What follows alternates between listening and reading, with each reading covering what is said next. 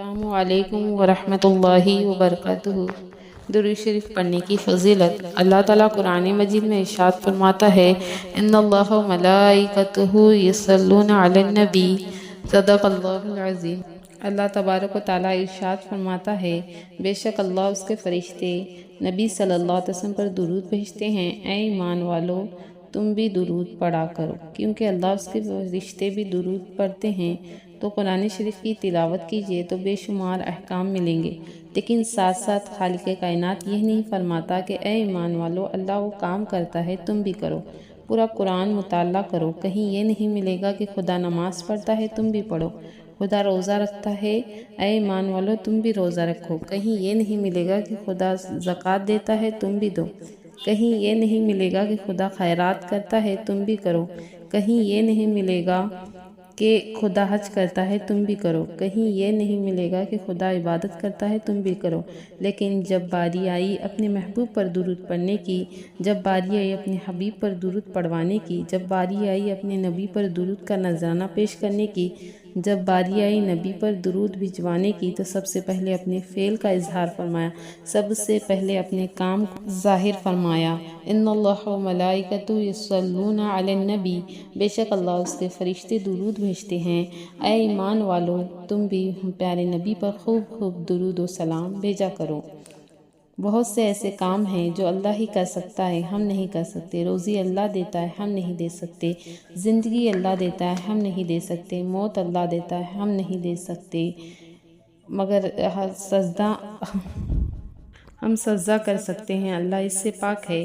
اگر کوئی کام ایسا ہے خود خالق کائنات کرتا ہے، اس کے فرشتے کرتے ہیں اور اپنے بندوں کو اس کے کرنے کا حکم بھی دیتا ہے، تو وہ صرف درود شریف ہے، وہ نبی صلی اللہ علیہ وسلم پر درود پڑھنے کا حکم ہے۔ ایک انوکھی حدیث شریف ہے کہ جس دعا کے اول و آخر درود شریف پڑھی جائے وہ دعا رد نہیں کی جاتی بلکہ قبول ہی کی جاتی ہے۔ آپ دنیا کا جائزہ لیجئے، جب فقیر کسی سخی کے دروازے پر جاتا ہے تو فقیر سب سے پہلے سخی کے اولاد کے لیے دعا کرتا ہے، مال کی سلامتی کے لیے دعائیں کرتا ہے، جان کی سلامتی کے لیے دعائیں مانگتا ہے۔ سخی سمجھ جاتا ہے کہ بھکاری تہذیب والا، اس کو خالی ہاتھ لوٹانا مناسب نہیں۔ اسی طرح جب مالک حقیقی سے کچھ مانگتے ہیں تو مالک کہتا ہے، اے مسلمانوں، ہم اولاد سے پاک ہیں، ہم دھن و دولت سے پاک ہیں، لہٰذا جب ہمارے یہاں مانگنے کے لیے آؤ تو میرے پیارے محبوب پر درود پڑھتے ہوئے آؤ، ہم تمہیں خالی ہاتھ واپس نہیں کریں گے بلکہ تمہارا دامن مقصد کو بھر دیں گے۔ سبحان اللہ۔ اس لیے ہمیں ہر دعا سے پہلے درود شریف پڑھنا چاہیے۔ ایک مرتبہ حضور صلی اللہ علیہ وسلم نے شہد کی مکھی سے پوچھا کہ تو شہد کیسے بناتی ہے؟ تو تیرے بنانے کا طریقہ کیا ہے؟ شہد کا وجود کیسے ہوتا ہے؟ تو شہد کی مکھی عاجزانہ طور پر عرض کرتی ہے، یا حبیب اللہ، ہم مختلف باغوں میں جاتے ہیں، انواع قسم کے پھولوں کا رس چوستے ہیں، اپنے منہ میں لیے ہوئے اپنے چھتوں میں واپس ہوتے ہیں اور وہاں اگل دیتے ہیں، وہیں رس شہد بن جاتا ہے۔ سرکار صلی اللہ علیہ وسلم نے ارشاد فرمایا، اے شہد کی مکھی، تو سچ بتا، پھولوں کا رس پھیکا ہوتا ہے، شہد میٹھا ہوتا ہے، پھیکا پن میں مٹھاس کیسے پیدا ہوتی ہے؟ شہد کی مکھی مؤدبانہ عرض کرتی ہے، یا رسول اللہ، ہمیں قدرت نے سکھا دیا ہے، جب تم باغوں سے اپنے چھتوں میں واپس ہونے لگو تو رستے میں میرے حبیب پر درود پڑھتے ہوئے آؤ۔ یا رسول اللہ، جب ہم واپس ہوتے ہیں تو آپ پر درود پڑھتے واپس ہوتے ہیں۔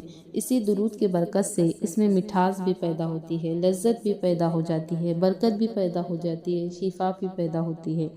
اس سے معلوم ہو، اگر ہم بھی درود شریف کثرت سے پڑھیں گے تو ہماری روح کی فی کی عبادت بھی مقبولیت کی مٹھاس پیدا ہو جائیں گی۔ درود شریف کی برکت سے ہماری عبادت لذت پیدا ہو جائیں گی۔ درود شریف کی برکت سے ہمیں روحانی اور جسمانی شفا مل جائیں گی۔ سبحان اللہ۔